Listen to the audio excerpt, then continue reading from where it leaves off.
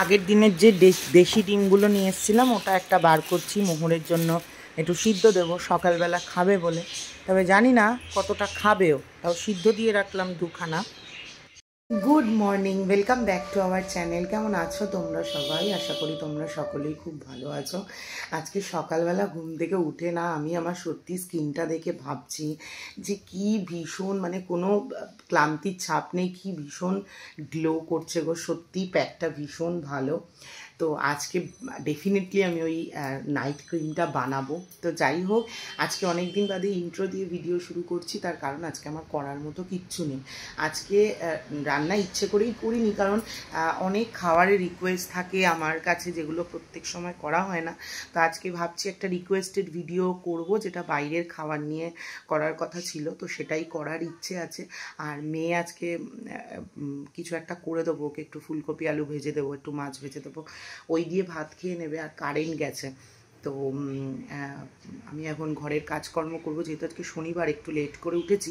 তো একদিকে মোহরকে পড়াতে থাকবো আর একদিকে ঘরের কাজকর্ম করতে থাকবো। মানে ঘরের কাজকর্ম বলতে বিছানা টিছানা তোলা, ঘর দুয়ার ঝাড় দেওয়া। একটু লেটই হয়ে গেছে আজকে, নীলাদ্রি অফিস চলে গেছে, চাও খেয়ে যায়নি আজকে, ওর একটু লেট হয়ে গেছে বলে ঘুম থেকে উঠতে। তো যাই হোক, চলো ভিডিওটা শুরু করেছি। দিনের বেলা খুব একটা বেশি কিছু করার নেই, প্রবাবলি রাত্রিবেলায় কাজকর্ম হবে। তো সারাদিনের ভিডিও দেখতে থাকো, আশা করি তোমাদের ভালো লাগবে। চলো, এতগুলো টাকা দিয়ে নিয়ে আসলাম, সত্যি কথা বলছি দিলামই সার। একটুখানি খেয়ে বলছে ওর নাকি কেমন গন্ধ লাগছে এই ডিম দিয়ে। এখন বসেছি এক কাপ চা নিয়ে, গান শুনছি। কি দেখো, তোমাদেরকে দেখাচ্ছি, একটুখানি শোনাই।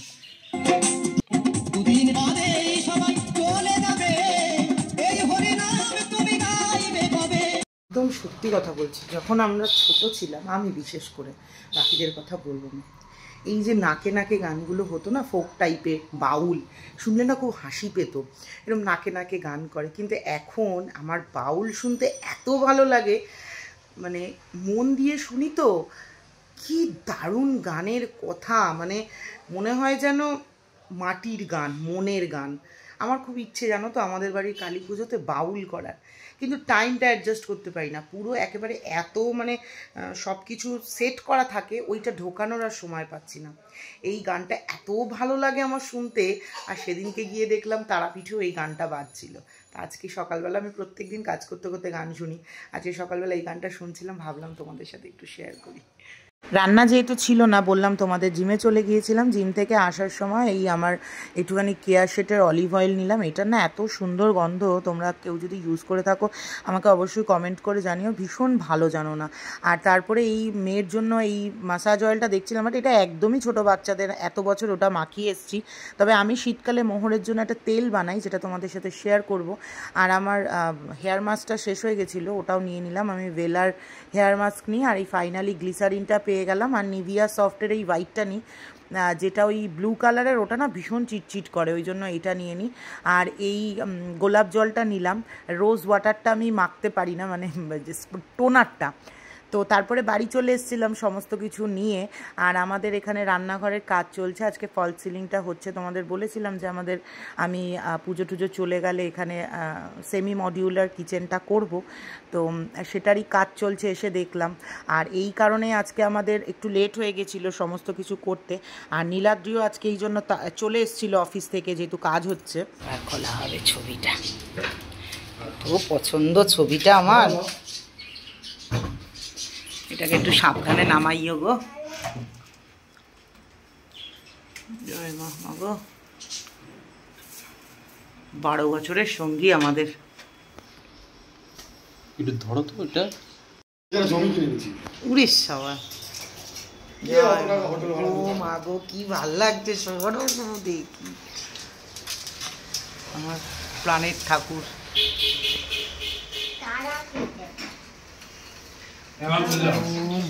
দেখো, তুমি বলছিলে ওই ঠাকুরগুলো আনতে, এই ঠাকুর, এই মূর্তিটার একটা আলাদা বিশেষত্ব।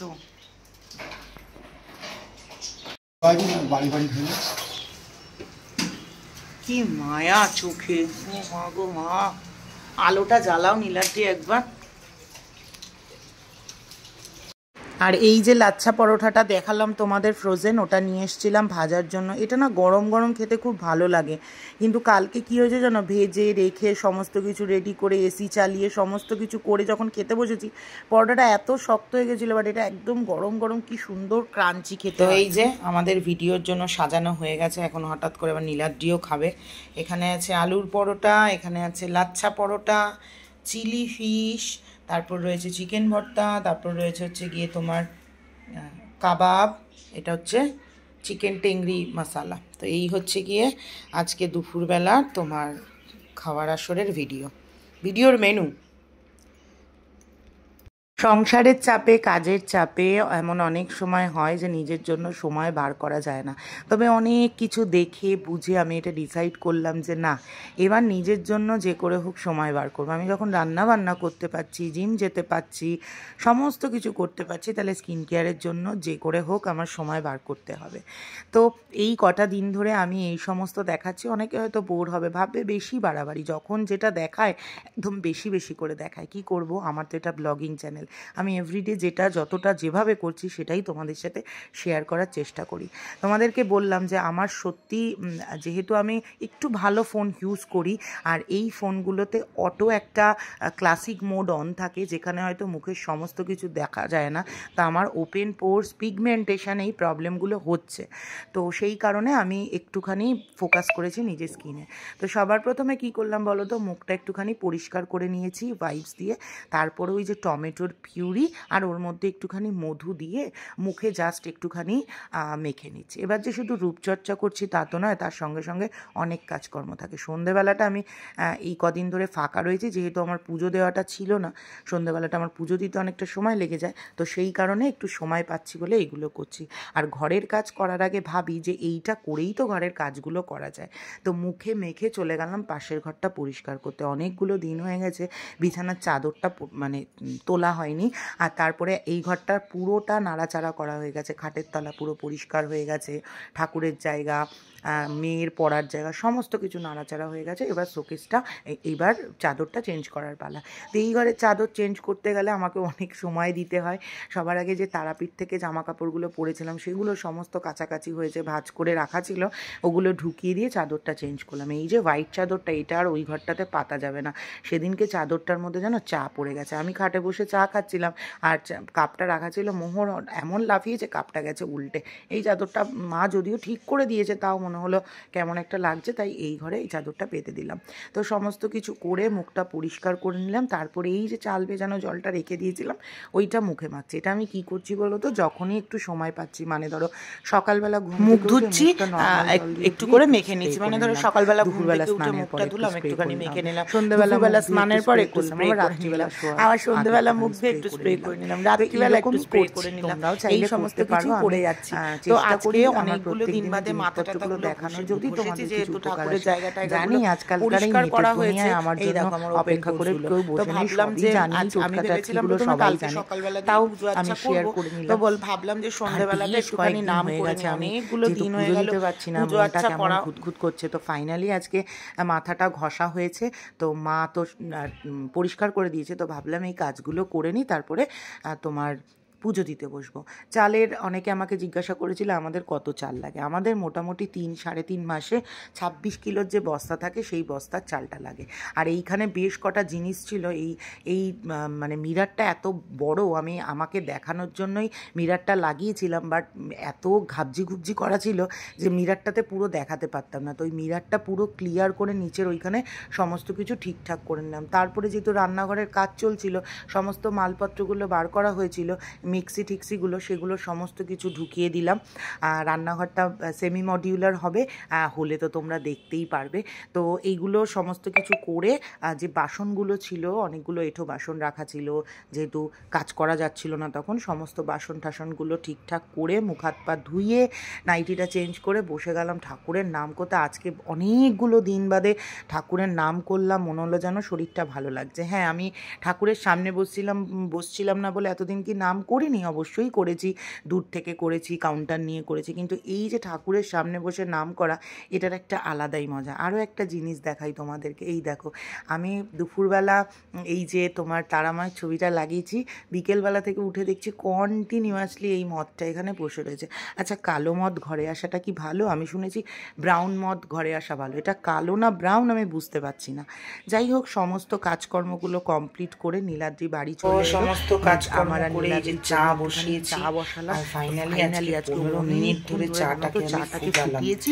আর এই মাসে তো দেখলে তোমরা কালার আসছে, টাটা প্রিমিয়ার ছেড়ে টাটা গোল্ডে শিফট করেছি, দেখা যাক ওটা ইউজ করার পরে। আর টাটা গোল্ডের সাথে ভাবছি তাজার একটা 25 টাকার যে প্যাকেটগুলো আছে ওই প্যাকেটের তাজাটাই আমার ভালো মিশিয়ে নেব, তো তারপরে দেখা যাবে যে কীরকম কী হয়েছে। সব কিছুর মাঝখানে রান্নাঘরের এটা দেখাতেই ভুলে গেছি। এই দেখো আমাদের এটা ফলস সিলিং করা হচ্ছে, এখানে লাইট লাগবে, মানে আমাদের যেহেতু এইগুলো আছে তাই তো মডিউলার হবে না, এটা সেমি মডিউলার করা হবে। তো এইটা হচ্ছে গিয়ে এখানে সব বসবে। তো আমার যেখানে মেনলি কাজ হয়, যেই রান্নাঘর থেকে আমি অন্য রান্নাঘর বানানোর মানে সুযোগ পেয়েছি, এই রান্নাঘরটা সুন্দর না করে আমি ফ্ল্যাটের রান্নাঘরটা সুন্দর করব, এটা আমার মনে হয় ঠিক জাস্টিফাইড হবে না। তাই আমরা এই রান্না, আমি তোমাদের বলেছিলাম যে এই রান্নাঘরটার আমার মডিউলার করার ইচ্ছে, সেমি মডিউলার করার ইচ্ছে। তো এই জন্য ফল সিলিংয়ের কাজটা হলো, লাইট হবে। আমরা বলেছি একটু ধীরে ধীরে করতে, কারণ একবারে টানা কাজ করলে ভিডিও করতে প্রবলেম হয়ে যায়, তো অনেক রান্নাবান্না থাকে। আজকে এই কাজের চক্করে 4:30টার সময় ভিডিও করতে বসেছি। তাই যাই হোক, চলো দেখিয়ে দিই তোমার। দিনের বেলা নীলাদ্রির জন্য মা ভাত বেড়ে রেখেছিল। নীলাদ্রি তো মানে প্রথমে ভাত খাওয়ার কথা ছিল, তারপর আমার সাথে খেয়েছে, এই ভাতটাই বার করে রেখেছে। নীলাদ্রি রাত্রিরে ভাত খাবে। আর কি আমার মাছের ফ্রিজের অবস্থা এই, এবারে মানে আমাকে এখন তো রাত্রিরে মাছ বার করে রাখতে হয়, নইলে সকালে গলতে অনেক সময় লেগে যায়। আমি কি করে বুঝবো কোনটাতে কি মাছ? আমাকে এখন সব বার করতে হবে। তোমরা বলবে এখানে নাম লিখে রাখবো। আচ্ছা, প্রত্যেক মাসে কি আমি এক মাছ আনি প্রত্যেক সপ্তাহে? তখন কি করব, যে মার্কার দিয়ে নাম লিখে রাখবো। এগুলো মাছ, এগুলো আইসক্রিম না, এগুলো সব মাছ। তখন তারা বার করে নি, দেখি কি রান্না করব, ডিসাইডও করিনি কিছু, আগে সব বার করে নি। দাঁড়াও, মোটামুটি ডিসাইড করলাম। এখানে পার্শে মাছ, লোটে মাছ, ভোলা মাছ আর বড় সাইজের কাতলা মাছটা যেটা পেটি নিয়ে এসেছিলাম, এই 4টে বার করে রাখলাম। আর সবজি তো রয়েছে, আপাতত মোটামুটি একটা মেনু সেট করেছি, ওটাই কালকে রান্না করবো। মাছগুলো বার করে রাখলাম এই জন্য। আর এই ছাড়টা একটুখানি গরম করে নিই হালকা করে, যদি খায় নীলাদ্রি, কারণ ওটাতে একদমই ঝোলটা কম রয়েছে। এটা আর এখন কড়াই মাখাচ্ছি না, কালকে অনেক রান্না আছে। এই বাটিতেই আস্তে করে গরম করে নিই। তো এটা গরম হতে থাক, এটার সামনে দাঁড়িয়ে থাকতে হবে, স্টিলের বাটি না। আমি সত্যি জানিও না আজকের ভিডিওটা কতটা বড় হয়েছে বা কি হয়েছে। মানে আমি এখনও দেখি, একটা সময় ছিল যখন আমি প্রচুর ব্লগারের ভিডিও দেখতাম এই ব্লগিং শেখার জন্য, মানে কিভাবে কি করে, কি দেখানো যায়। তো এইরকমই একজনের ভিডিও আমি একসময় খুব দেখতাম, MS ফ্যামিলি। ওর থেকেই আমি শিখেছিলাম যে ও যখনই ভিডিও করতো একটু একটু করে ভিডিও করতো, আর কাইন মাস্টারে একটু একটু করে অ্যাড করতে থাকতো, যাতে করে বুঝতে পারে ভিডিওর লেন্থটা কত বড় হয়। আমিও ওর থেকে শিখেই তারপরে ওরকমভাবেই করতাম। কিন্তু আজ এই লাস্ট কয়েকদিন ধরে না সেটা করতে পারছি না। আমি এতকাল ধরে কাইন মাস্টারে ভিডিও এডিট করে অভ্যস্ত, এখন ইনশটে এডিট করতে হচ্ছে, আমার একটু প্রবলেম হচ্ছে, আর ওই অভ্যাসটাও চলে গেছে। যাই হোক, এই জন্য আমি বুঝতেও পারছি না কতটা ভিডিও বড় হচ্ছে। যেমন কালকের ভিডিওটা দেখেছো, অনেকটা বড় হয়ে গেছে, মোটামুটি 12-14 মিনিট হয়ে গেলে না আমি আর ভিডিও করতে চাই না, মানে সব কিছু নিতে চাই না, যে অত বড় ভিডিও করব না। কালকের ভিডিওটা অনেক বড় হয়ে গেছে, আজকেরটা আবার জানি না যে কত কি হলো। তো যাই হোক, চলো আজকের মতো টাটা, আবার কালকে দেখা হবে। কালকে সানডে আছে, অনেক রান্নাবান্না আছে, অনেক কাজ আছে। চলো আজকের মতো টাটা।